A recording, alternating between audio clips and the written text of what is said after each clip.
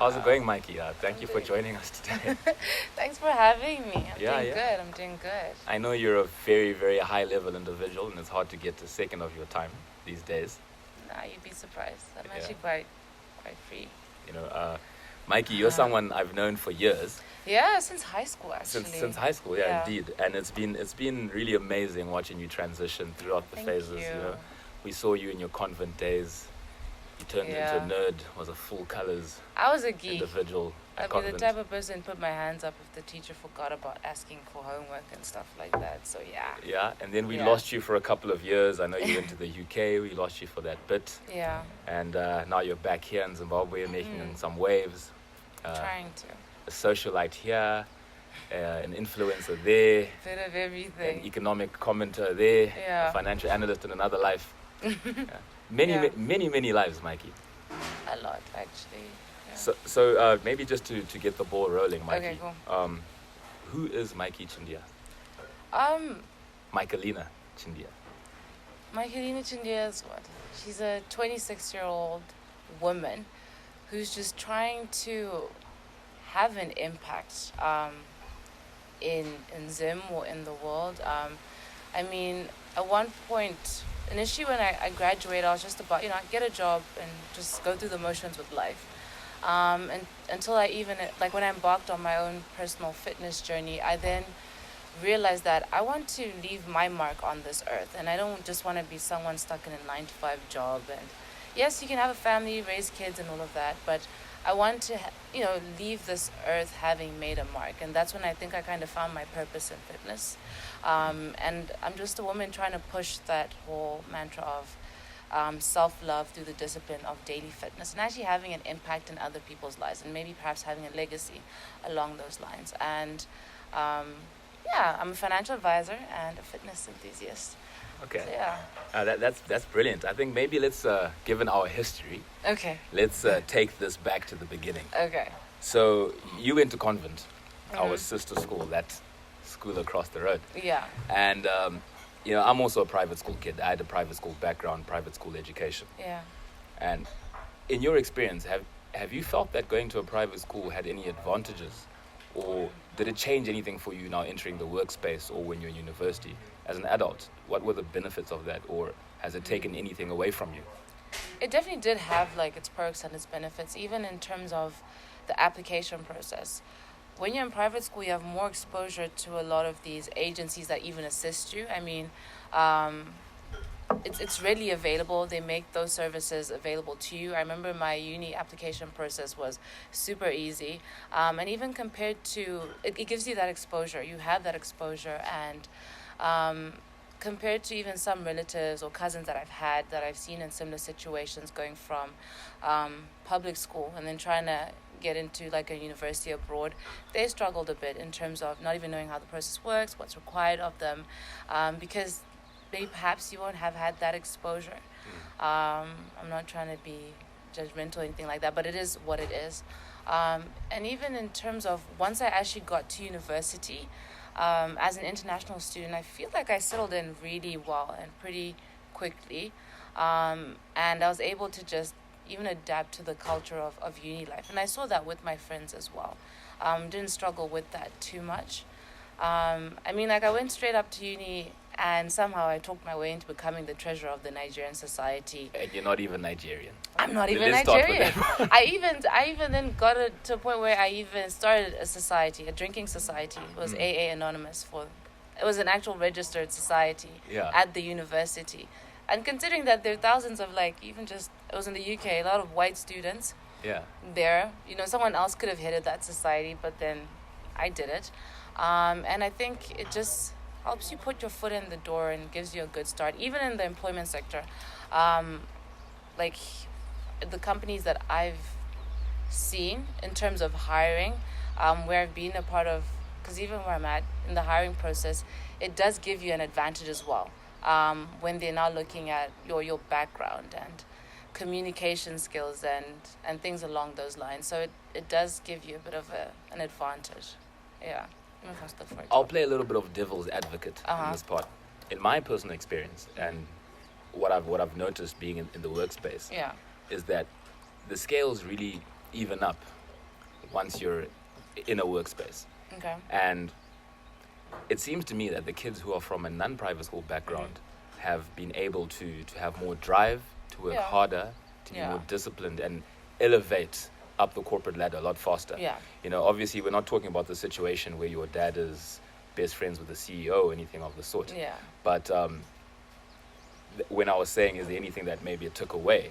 I've personally noticed that sometimes it does take away a little bit of that drive and that ambition for you to go forward. Spoon-fed, pretty much.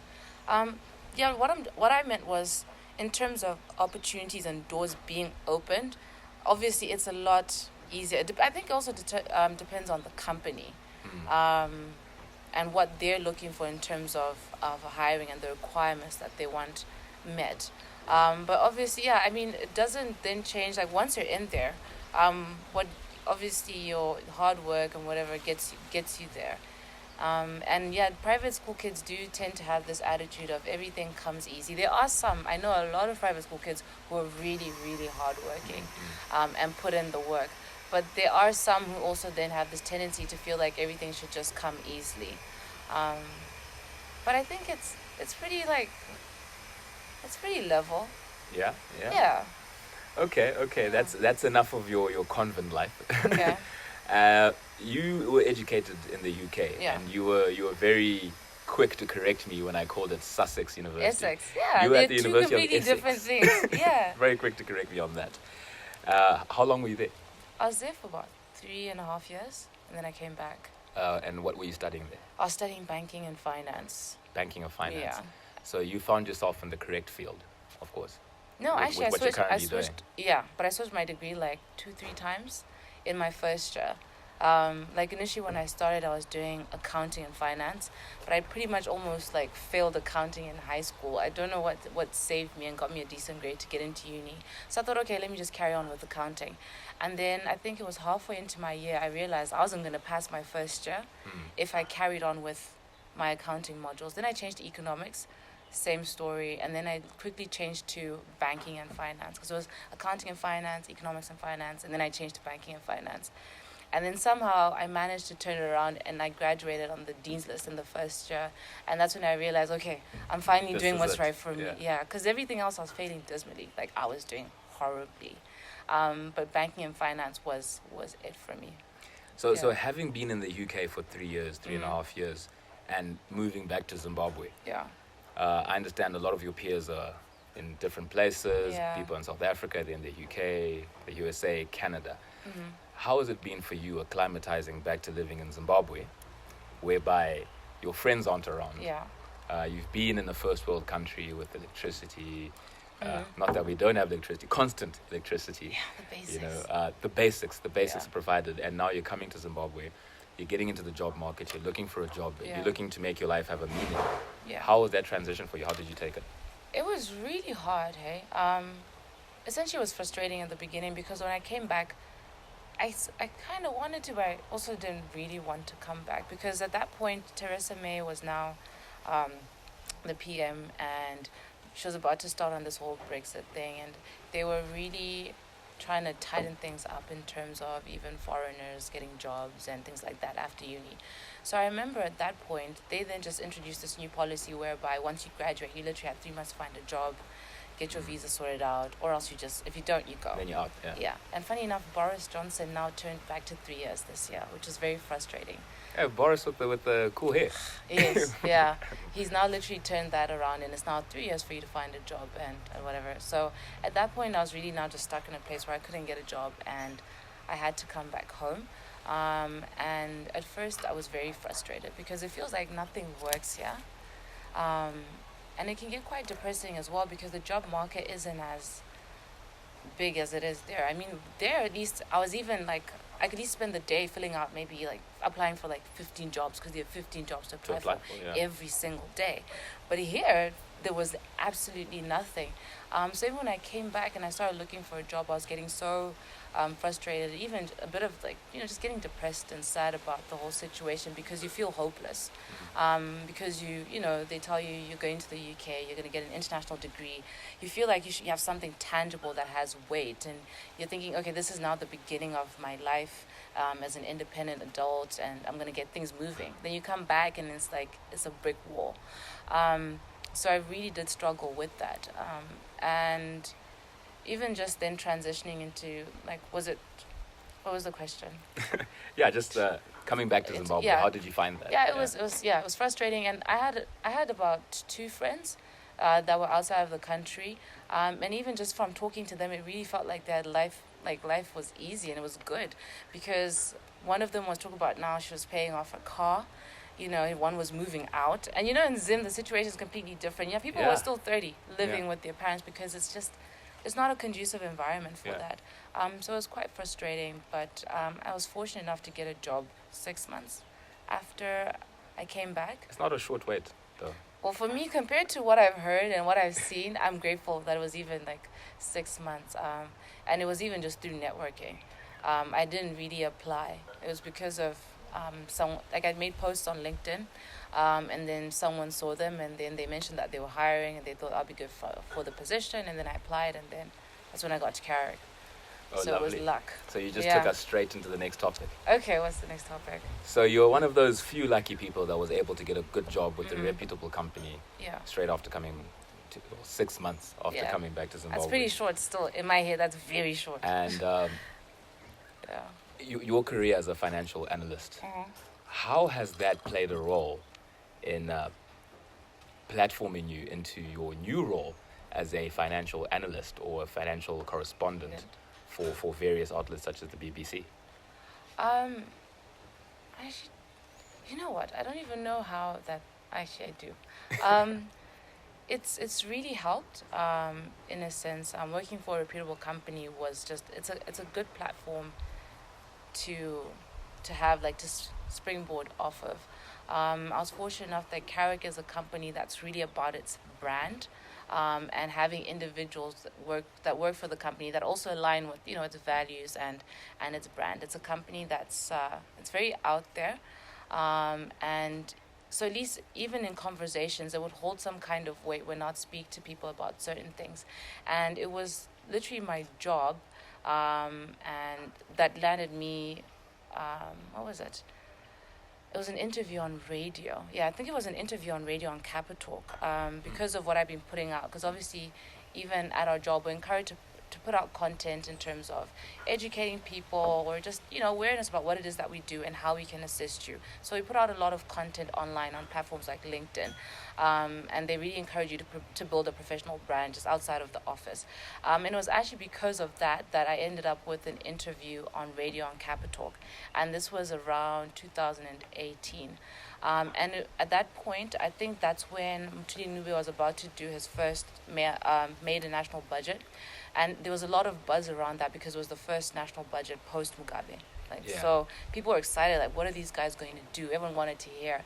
And there were a lot of journalists, with their ear on the ground, or people just here waiting for that to happen, who were reporting, even like internationally. Because, when he goes and reads it out, if they're going to be everyone's there. Yeah, and they're waiting to hear. They want to know what's going to happen with land reform. Where you're going to allocate all these funds? Are you going to bring about change? What's your plan? And that's pretty much like, the roadmap. So when I got on radio it was because, I'd been posting some articles on what I expected from the budget. I even ranted on Twitter about it, did a whole thread. That got me on radio, and then off the radio interview, someone heard that interview from BBC, and then they were like, you know what? We want you to come on, focus on Africa, and do like a live analysis of that. So essentially, it all kind of then it starts off at the job and what was required of us, and it's really helped me in terms of, I guess, going places. Yeah, you must have stood your ground in that interview. I must say, you must have. I was nervous. I was so nervous. I was 24 at the time, and I literally had 2 years experience. But I think the good thing about Carrick is that it employs a lot of young professionals. Like in Zim, it's even top management and people who hold high-ranking positions are all old, and they kind of hold on to it. But the younger generation has experience. They have the knowledge. They have expertise and a lot to offer. even just in terms of new skills. And the good thing about Carrick is that it does give you the opportunity to progress, even as a young person in the company. The median age is like 35. So, yeah, that's, so at least it gave me an opportunity to progress, which led to opportunities as well. So, yeah. Oh, that's That's about it. that's brilliant, man. Like, Yeah. I love the way that you can only connect the dots looking backwards, and some of the experiences and things you've done have been because of other opportunities that have come before. Exactly. When you were looking at it earlier, this is just an interview for Cappy Talk. I'm sure it didn't click to you that this is going to lead to me Exactly. being I on didn't think that at all. Focus Africa, and who knows where that's going to take you next. Yeah. You being on No Ordinary Show. That's also a step in the right direction. Exactly. Mikey Chindiya. Mikey Chindiya. You're gonna make It's a me brand laugh. name. It's a brand name. Oh, I'm trying to Right, make it. right. Oh, Right. Let's make another bet. it's okay. Mikey Chindiya. Mikey Chindiya. Mikey Chindiya and other circles. I don't know. Oh, it's funny. But Mikey, you've been able to turn yourself into a brand. That can't be argued. I think you're approaching 20,000 views now on your 20,000 followers. That on your Instagram. Yeah, but it's still Yeah. very small in my opinion from where I want it to be. But Oh, what's Guess your it's target? What are you aiming for? I don't know. I really wanted to get it like at 100K, but it's hard to grow your following organically. It's really really hard. It's not as easy as people make it seem. But 100 would be dope. So my question is like, Yeah. I'm an aspiring, brand myself. Okay. And how have you been Go able to you. leverage, your what you have, your skills, your assets, your looks, your intelligence to develop such a brand? I saw just the other day you were on a panel discussion with the director of the World Trade Organization. How have you been able to develop a brand that can attract such people, and such people actually want to be on the same platform as you? Okay. How have I been able to develop? You know what? The thing is, to be fair, I've been intentional with everything I've been doing from the time that I decided, you know what, I want to build up a brand. I mean, it started off like last year. I think I started doing this April 2019. I only started recently. When my manager so he just approached me essentially and he was like, you know what, let's try and harness this and be intentional with what we do and actually build a brand. Because before that, I didn't have, if you think back, like even 2018, it wasn't a An brand. official Yeah, it thing, wasn't an yeah. official thing.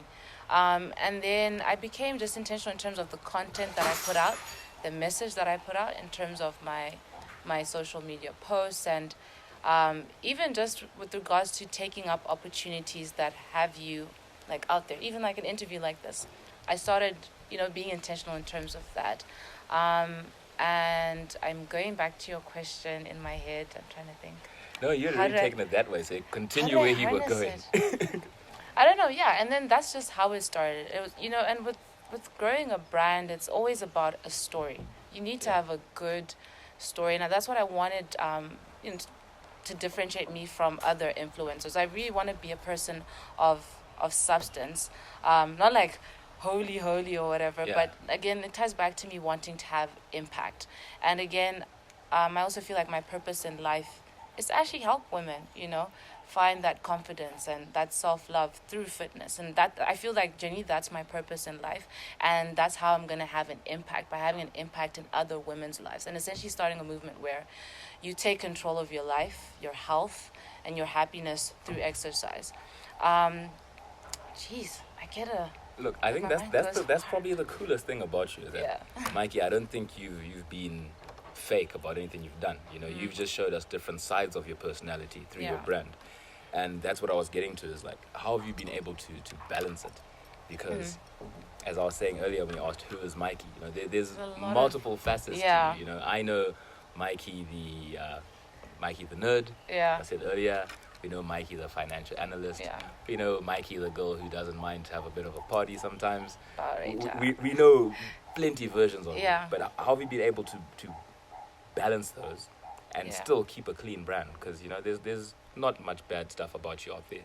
Obviously, you being in the social eye, there's going to be one or two stories like about that, you. yeah. You can't avoid that. Yeah, That's definitely. a given. But I think you've kept quite a clean brand. I think for me, because I'm balancing so much, I really don't have time for a lot of things anymore. I've cut down, even in terms of my circle. I really keep it close. Um, but even just bad things, they usually you can think through a lot of situations. You can think, if I'm gonna do A and B, is It's C gonna gonna be lead a to bad? C, Is that gonna be it's gonna be a good or a bad outcome? And essentially, even because I think, yeah, even in terms of drinking, I don't drink as much because I'm always, you know, I have time to drink, but then I always think, like, if I want to get this done tomorrow and I need to prepare for this, I probably shouldn't go out or do this A, B, C, D. Not like I'm saying all the bad things happen when you drink, but I'm really so busy. Like, my day consists of, I go to work at 8, I finish at 5, I work out in the gym till 7, I get home, I work, I do other stuff for work to prepare for the next day, and I'm literally going to sleep. I don't have time for a lot of other things. Yeah. So the little time that I have really goes to the friends that are closest to me and my family. And I kind of keep to myself. I'm not as out there as I used to be, because before I used to really be just everywhere. I had the energy. We know. Yeah, you know. We know. Don't worry. I used to be on the streets, but yeah, and then I just really keep to myself because I don't have the time to be doing anything else, and I don't have the time for drama and anything that could reflect on me negatively. Pretty bad. I don't have the energy for it. Nah.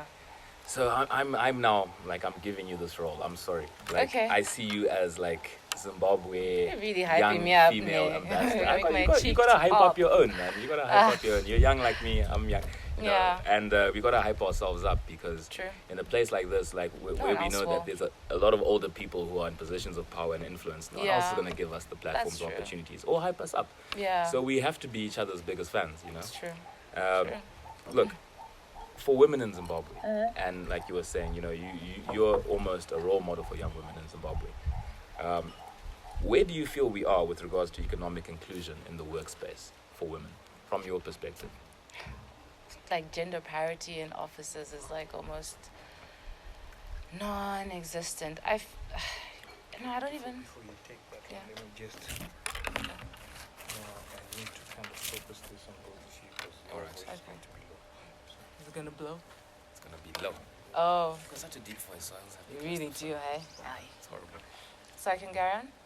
Yeah, so I feel like gender parity in companies almost, it's non-existent. I mean, well, it's if we have a lot of female CEOs, well, in proportion to all the male CEOs out there, it's not that many. It's a small percentage, but they're out there. You have a lot of big companies now that are being headed by women, but still there aren't enough, women aren't being given enough opportunities. And I feel like even in the office spaces, I've been to so many brainstorming sessions, even just for like economic brainstorming sessions, where there'll be like 20 guys and 3 women, and when one of those women even tries to speak up, people talk over you, or they talk like what you say doesn't matter, it doesn't hold any weight, like you don't know much. So we still have a long way to go in terms of just having respect for women in terms of what they have to offer and their capabilities, because women are fully capable of doing jobs just as well as men. And I feel like female leaders are actually way better. I mean, look at COVID. Look at where Germany is. Look at where New Zealand is right now. They're doing amazing, and what do they have in common? They're being led by women. Wow. Wow, COVID is a low blow to use, but okay. It is. No, I'm just saying, like, those countries have managed to handle it so well and Yeah, that much is better true, than though. most It countries. is true, Yeah. yeah. And they're being led by women. I mean, New Zealand is almost pretty much good to go. Their cases are almost like very minimal, and they've almost combated that entirely. And I feel like they're doing well. So Is yeah. there anything we are doing right as Zimbabwe with regards to inclusion of women in the workspace, economic equality for women? Are we moving in the right direction in any sense or form? I think we're only moving in the right direction in terms of, because I feel like in terms of employment opportunities, there are more programs that are specifically targeted to minority groups, mainly women. I've noticed that there are more of those coming up, and when it comes to employment opportunities and applying for jobs, they'll have roles or openings specifically targeted for women. But I think that's about it, because if you walk into a lot of in the corporate space, even in a lot of companies, the percentage of women that are employed there is very minimal. So I feel like we're taking baby steps, and we're still We've only taken like one baby So, step. so the way I'm Maybe, taking yeah. is you're almost saying that this is something that's almost been imposed on us. So, like, Yeah. sort of, it's in the corporate space. You have to employ a woman for this role. You have to employ For a woman for this numbers. role for numbers.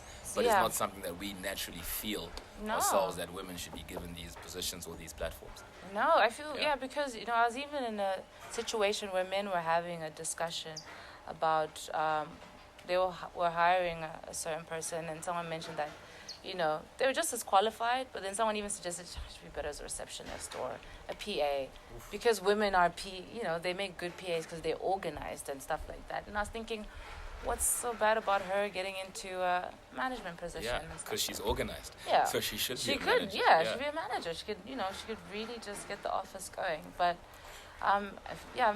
I really do feel like men don't see women as equals, especially here in Zim. We're inferior. We're not as intelligent, and we might not have the expertise that they think that we need to run the companies. But we do. I mean, I feel like that's why Dr. Ngozi is someone that I really look up to. Because that's who I was actually endorsing on the panel.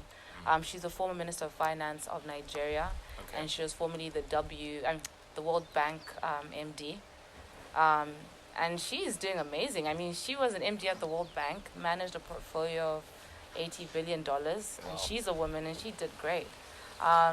So if she can do that with such a large institution, it just goes to show that women are capable, and we have the drive, we have the knowledge. We're just as capable as men in terms of doing the same roles. Wow. Yeah.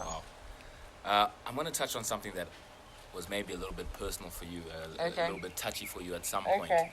But in typical Mikey Chindiya role model form, you've been able to overcome that. I can guess.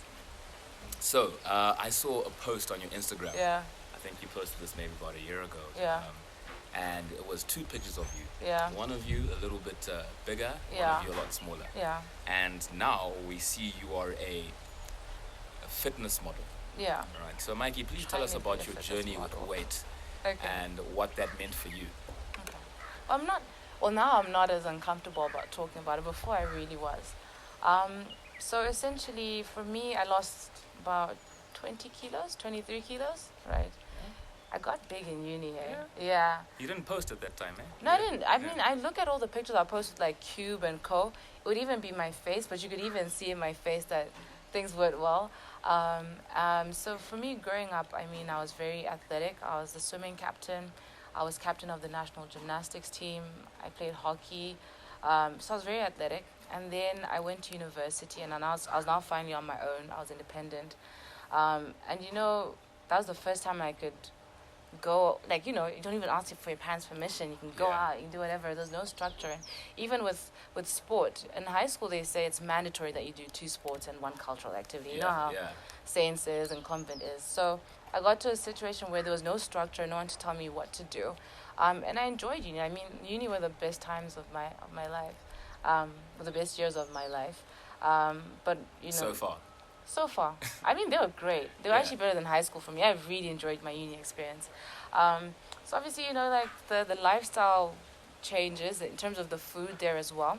I mean, you could buy a pizza for £1 from Iceland, like frozen pizza to make at home. Wow. I was having that for dinner almost every other day. And, you're going out, you're drinking. So that shift in my lifestyle resulted in really massive, for me, weight gain. Because I left at 60 kgs, I then came back at 80. So I gained a third of my actual weight initially, and I was now at a point where I was going up a flight of stairs in my apartment, and I was so out of breath.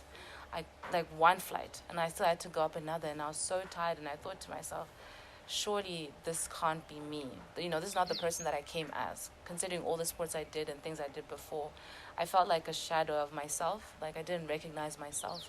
And then I actually ended up going to the doctor about a week later, and he even said, your blood pressure is really high for someone your age, and he was even concerned about my cholesterol, and the fact that we also had cholesterol in my family was now an issue. So at that point I said, you know what, I need to just change things up. Unfortunately, that was towards the end of my degree. So I was coming back, and then fortunately because the food here is all organic anyway, Yeah. they call it organic there.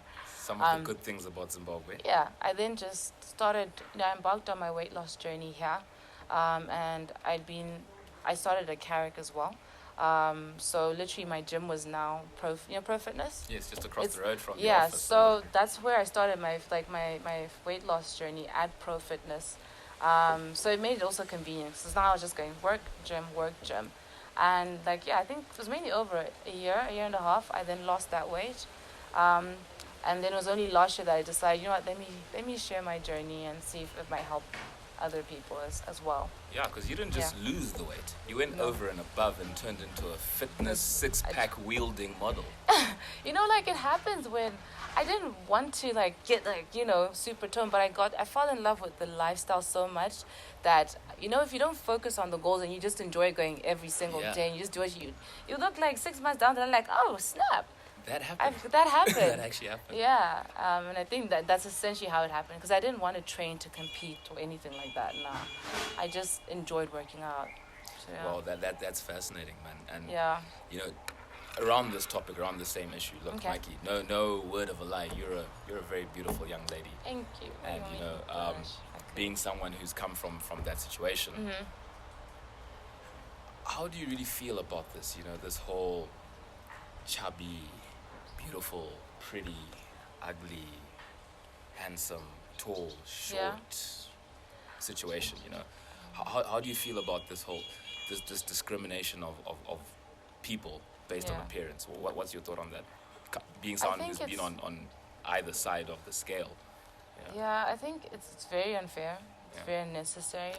That's why even on my page, I even tell people, love the person that you are now. You need to learn to love yourself, regardless of what people say or think.